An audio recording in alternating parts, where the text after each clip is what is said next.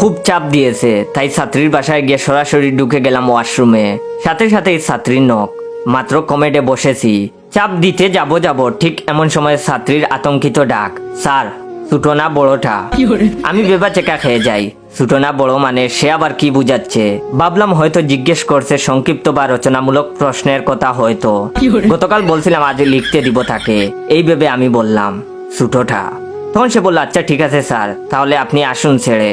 আমি কাজ শেষ করে ফ্রেশ হওয়ার জন্য ফিতা সদৃশ্য পুশ শাওয়ার জিনিসে চাপ দেই, কিন্তু তা থেকে পানি বের হয় না। এদিকে পকেটে টিস্যুও নেই, ওয়াশরুমেরটাও শেষ।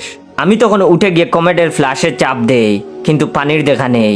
আমার চোখ মুখ শুকিয়ে আসে। অন্যান্য টেপে ঘুরাই, পানি আর বের হয় না।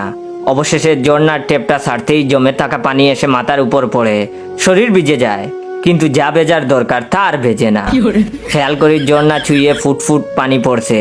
খেজুরের রস যেভাবে নল দিয়ে একটা ইন্টারভাল দিয়ে পড়তে থাকে, আমি পাশ হতে বদনাটা নিয়ে তীর্থের কাকের মতো তাকিয়ে আসি উপরে বদনা ধরে। প্রতি 5 সেকেন্ডে 1 ফুটা করে পানি পড়ছে আর অল্প অল্প করে জমছে। এভাবে কেটে যায় 15 মিনিট। দরজায় আবার ছাত্রীর নখ, স্যার ছোটোটা করতে এত সময় লাগে? ডায়াবেটিস আছে নাকি আপনার? এবার আমি বুঝি এই ছোটো সেই ছোটো না।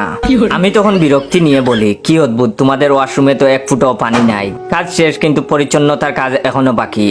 15 মিনিট ধরে বদনায় ফুটায় পানি জমাচ্ছি। তুমি বলবা না আমাকে আগে এই অবস্থা? ছাত্রী তখন খিলখিল করে হেসে দিয়ে বলে, আমি তো আগে আপনাকে জিজ্ঞেস করছিলাম ঢুকতে দেখে ছোটো না বড়। আপনি তখন বললেন ছোটো, তাই ভাবলাম এতে আর কি নোংরা হবে, তাই বলছিলাম আচ্ছা। মিথ্যা তো আপনি বলেছেন আমাকে। যাই হোক, টেনশন নাই।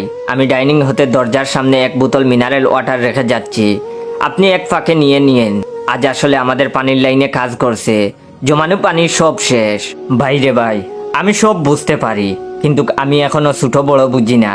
আমি একটা আহম্মক, অপেক্ষায় আছি কখন ছাত্রী 1 বোতল মিনারেল ওয়াটার রেখে যায়।